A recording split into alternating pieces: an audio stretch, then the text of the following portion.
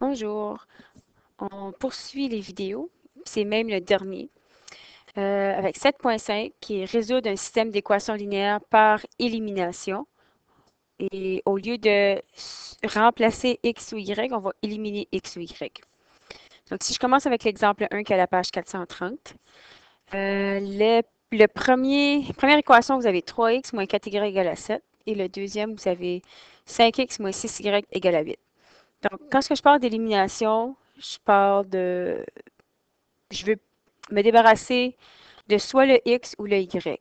Donc, éliminer veut dire si je soustrais les deux équations suivantes, ok, si je les soustrais, est-ce que je peux éliminer une des deux variables? Donc, si je fais 3 moins 5, ça me donnerait moins 2x.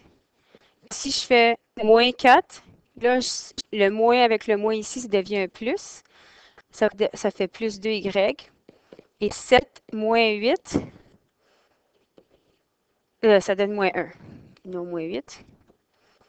Donc, ici, j'ai éliminé aucune des deux variables. Donc, pour ce faire, on va devoir multiplier soit une équation ou même les deux par un facteur qui fait qu'on va pouvoir les éliminer après. Fait que vous choisissez soit x ou y à éliminer et on va voir ce qui suit après. Euh, Donc, si vous regardez la première équation, j'ai choisi x pour éliminer. C'est quoi le coefficient devant? C'est 3. Et ici, la deuxième équation, c'est 5x. Je vais réécrire l'équation ici.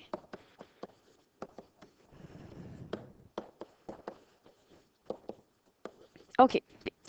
Donc, si je veux éliminer x, j'ai 3x et 5y. J'aimerais que les y soient pareils.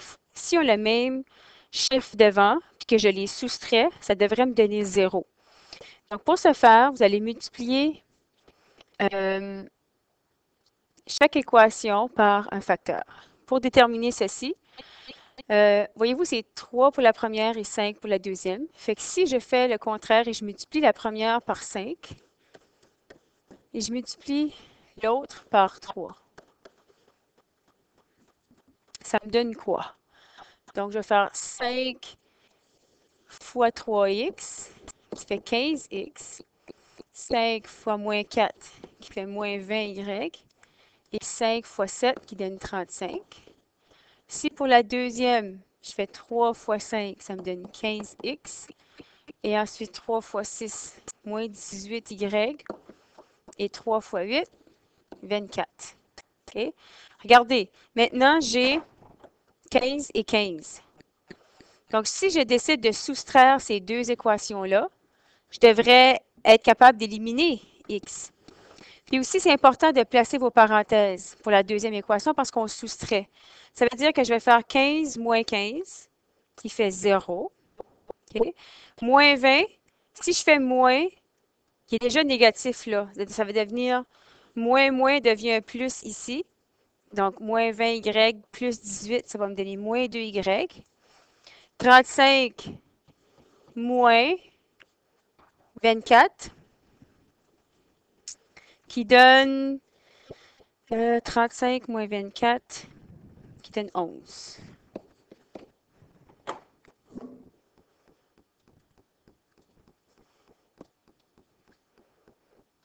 OK, ça donne 11.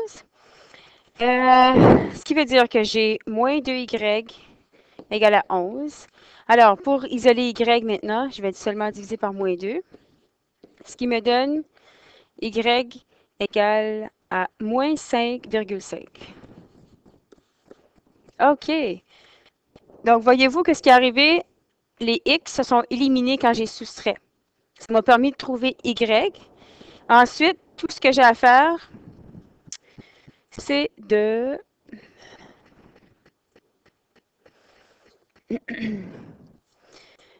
trouver x.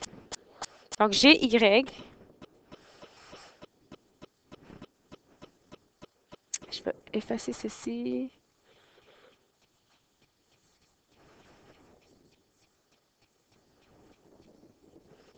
OK, j'ai y. Alors, je dois chercher x. Puis comme que vous avez fait dans les autres de la section 7.4, vous remplacez soit dans la première ou la deuxième équation. Alors, si je remplace dans la première équation, qui était 3x moins 4y égale à 7, j'ai que y est égal à moins 5,5. Alors, j'ai 3 fois moins 5,5, moins 4y. Non, c'est x. Oups, excusez. Je cherche x.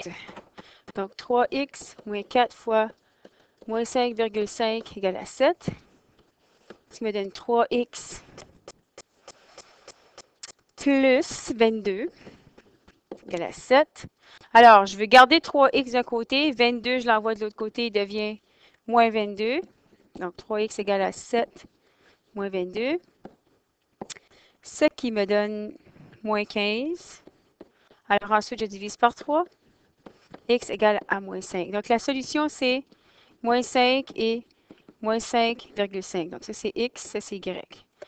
Et comme dans la section 7.4, vous pouvez faire la vérification comme d'habitude pour voir si c'est bien cette solution-là, si c'est correct. Donc, les étapes pour résoudre, une fois que vous avez trouvé une variable, le reste, c'est comme qu'on a fait avant. La seule chose, c'est maintenant, il faut éliminer soit X ou Y. On va faire un autre exemple.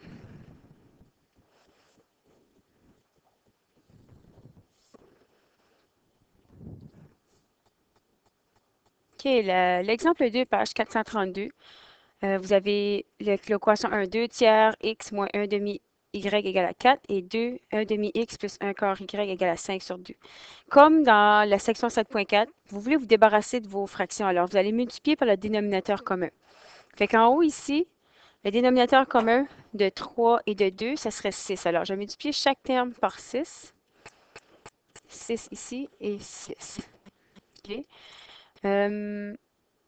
Donc, ce qui va me donner,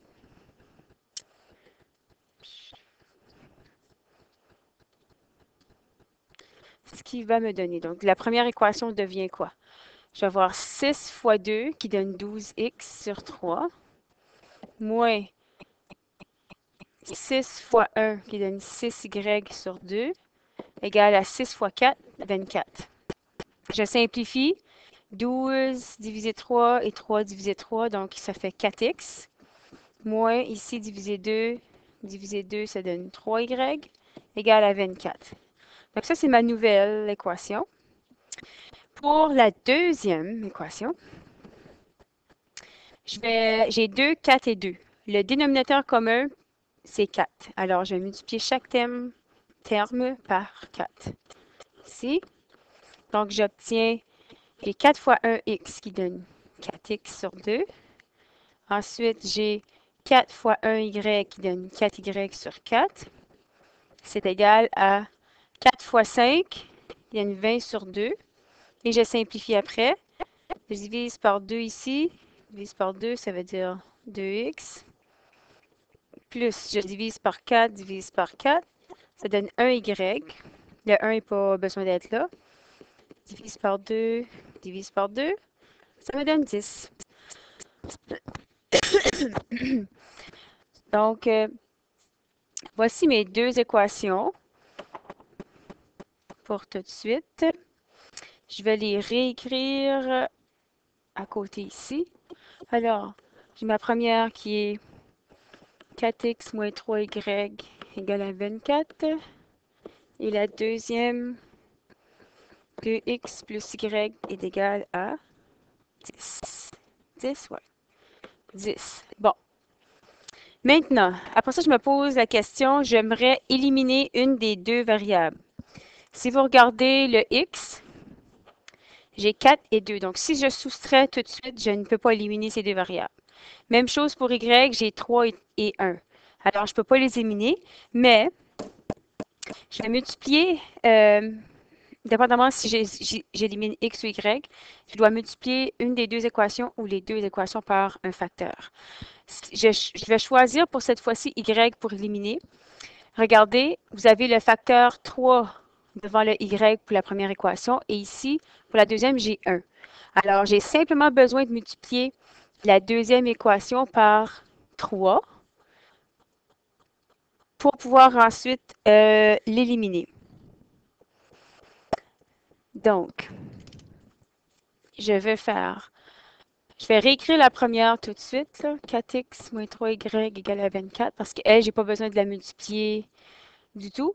Alors, la deuxième va devenir quoi? Je vais faire 3 fois 3 fois 2 qui fait 6x. Et ensuite, 3 fois y qui fait 3y. Et 3 fois 10 qui donne 30. OK? Donc ici, je vais éliminer y. Mais regardez la différence. Ici, j'ai un moins pour la première équation et j'ai un plus. Donc, si je décide de soustraire l'équation, ici, ça va faire quoi? Ça va faire moins. Oui, pas parce que on met des parenthèses parce que ça va changer tous les signes à l'intérieur. Donc, moins. Ça va faire 4 moins 6 qui va donner moins 2. Mais si je fais moins 3, ça va faire moins 3 aussi. Ça ne les élimine pas. Donc, ça se peut que vous ayez besoin de soustraire, mais dans ce cas ici, on va les additionner ensemble. OK? Parce que c'est un moins et un plus ici. OK? C'est un moins et un plus. Donc, si je les soustrais, ça ne va pas les éliminer. Donc, il faut les additionner à la place. Alors, je vais faire 4x plus 6y qui donne 10x. Moins 3 plus 3, ça donne 0. Y. Et vous avez 24 plus 30 qui donne 54. Alors, j'obtiens 10x égale 54. Je divise par 10 de chaque côté. Donc, x égale à 5,4 pour x. Comme j'ai fait dans l'autre tantôt, vu que j'ai trouvé x, je peux trouver y en remplaçant dans n'importe quelle des deux équations. Si je prends la première, qui est 3x, non, excusez, 4x moins 3y égale à 24. Qu'est-ce que j'ai trouvé? X égale à 5,4. Donc, je remplace x par 5,4. Moins 3y égale à 24. 4 fois 5,4, ça donne 21,6. Moins 3y égale à 24. J'envoie le 21,6 de l'autre côté. Il devient moins 21. Donc, j'ai moins 3y égale à 24 moins 21,6. Donc, moins 3y égale à, plus 2,4. Je divise par moins 3, qui donne moins 0,8. Ça peut donner des fractions ou des décimales encore dans ce cas ici. Là. Ça ne change rien à qu'est-ce que vous obteniez à 7,4. Donc, la solution, c'est 5,4 et moins 0,8. Donc, x, y. Ça représente toujours encore le point d'intersection de deux droites. C'est toujours les mêmes genres de solutions qu'on trouve. Alors, encore une fois, vous pouvez faire la vérification de ceci.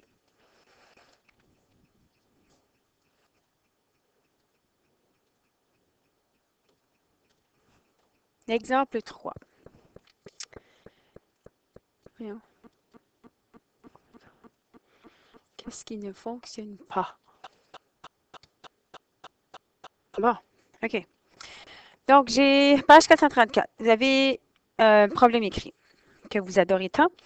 Représente cette situation à l'aide d'un système linéaire. Alors, un alliage est un mélange de métaux. Un artiste doit créer un bracelet d'une masse de 100 grammes fait d'un alliage à 50% d'argent. Ça fait que le 100 grammes total, c'est fait de 50% d'argent. Il a un alliage à 60% d'argent et un à 35% d'argent. Donc, c'est les deux combinaisons ensemble. Ce qui veut dire que ces genres de problèmes-là, c'est bon de faire un petit dessin pour visualiser ceci.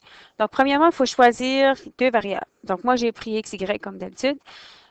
Donc, vous avez un alliage à 60% que j'ai déterminé par x. Donc, x représente la masse à 60% d'alliage d'argent et y représente la masse en grammes à 35% d'argent. Alors, voici mes deux petits, c'est des bocals ou quelque chose comme ça. Donc, vous avez, premièrement, on sait que le total d'alliage est de 100 grammes. Ça veut dire que ce qui représente l'argent à 60%, c'est X et Y, c'est celui à 35%. La masse totale est de 100 grammes. Donc, si j'additionne les deux ensemble, X plus Y, je sais que c'est égal à 100. Donc, voilà la première équation. Deuxième équation, on parle de pourcentage. Ça ressemble un peu à ce que vous avez fait avec l'intérêt. C'est dans le même genre. Donc, j'ai un alliage à 60%.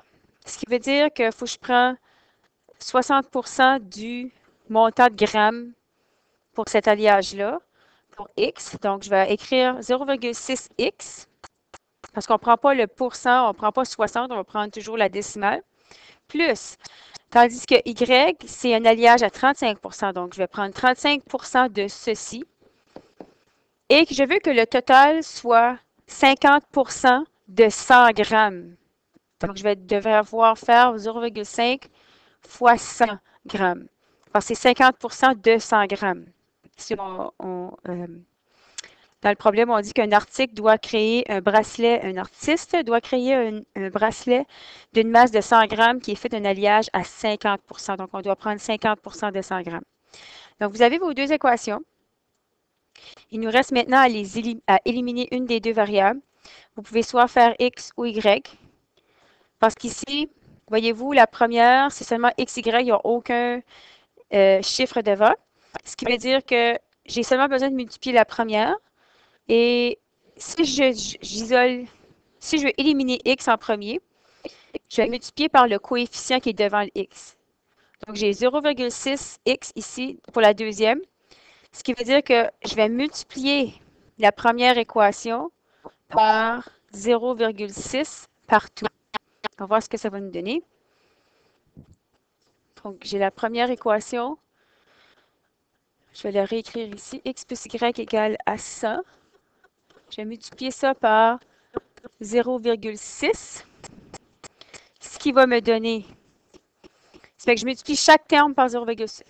0,6x plus 0,6y égale à 60. Okay? Parce que je fais 0,6 fois 60 aussi, ici, et je le fais avec le y. Donc, ma première équation est devenue ça. J'écris ma deuxième équation en dessous, qui est de 0,6x plus 0,35y qui est égal à 50. Parce que j'ai ici, si on revient en arrière, 100 fois 0,5, ça fait 50. Alors, je vais soustraire ceci. Changer de couleur. Donc, je soustrais, parenthèse, parenthèse. 0,6 moins 0,6, ça donne 0. 0,6 moins 0,35, ça donne 0,25 égale à 60 moins 50 qui donne 10. Ensuite, je vais faire, donc 0x est parti, il me reste 0,25y égale à 10. Je divise par 0,25, ce qui me donne y égale à 40 grammes. Et maintenant, je trouve x. Je vais utiliser la première équation qui était x plus y égale à 100. Donc, si y est égal à 40, ça veut dire que, j'envoie 40 de l'autre côté, 100 moins 40, x égale à 60 grammes. Donc, ceci veut dire qu'il faut qu'on combine 60 grammes de l'alliage à 60% avec 40 grammes à 35% pour obtenir 100 grammes, excusez, 100 grammes à 50%. Donc, la solution ici, si on le place sous forme de points, c'est 60-40. Et encore là, vous pouvez faire la vérification, voir si ça fonctionne.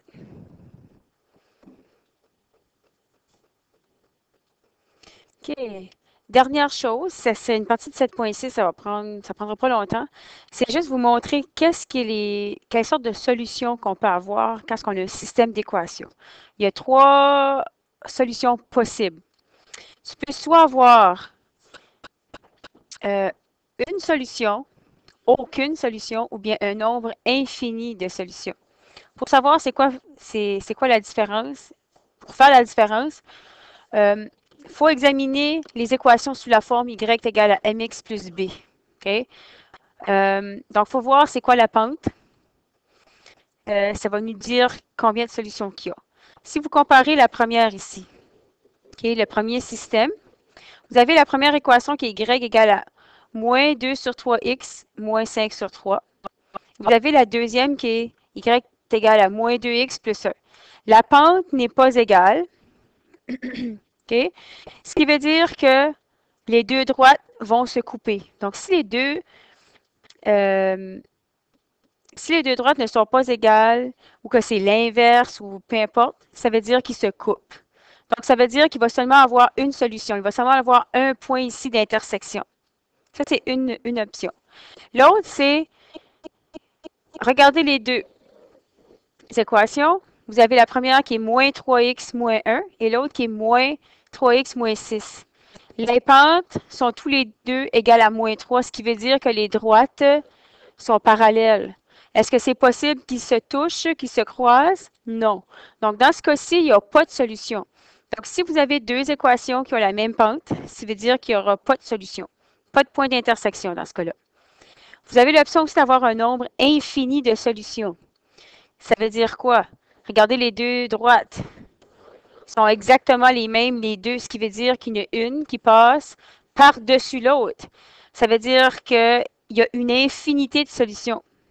C'est à l'infini, parce qu'ils sont une par-dessus l'autre. Donc, ils ont tous les mêmes points. Les deux droites ont les mêmes points. Donc, vous avez le choix d'avoir une infinité de solutions si les deux droites sont pareilles. Aucune solution si les pentes sont parallèles. Et si les pentes sont différentes, c'est seulement une solution. Je vais faire juste un dernier exemple vite, vite, là, pour 7.6. OK. Oh, bon. Donc, vous avez les deux équations suivantes et je vous demande c'est combien de solutions que ce système a. Pour ce faire, vous devez placer l'équation sous la forme y égale à mx plus b. Donc, dans ce cas, vous devez isoler y dans l'équation 1 et 2. Pour l'équation 1, je vais envoyer x de l'autre côté.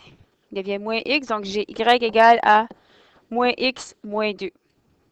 Pour la deuxième équation, si j'envoie 2x, moins 2x devient plus 2x, donc j'ai moins 2y égale à 2x plus 4. Et ensuite, je divise partout par moins 2, ce qui me donne y égale à moins 1x moins 2. Alors, regardez, j'ai moins x moins 2, moins x moins 2. Ce qui veut dire que j'ai une infinité de solutions. Donc, c'est tout ce que c'est pour 7.6. Alors, ça termine le chapitre 7. Je vous donne les exercices à faire. Vous pouvez en commencer si vous voulez. C'est semblable à ce qu'on vient de faire, mais par élimination au lieu de substitution. Alors, je vais écrire les numéros dans quelques secondes. OK, voici les exercices de la page 437 et 439. Alors, vous essayerez si vous voulez d'en faire à la maison. Je vous souhaite une bonne soirée et on se revoit demain matin. Salut!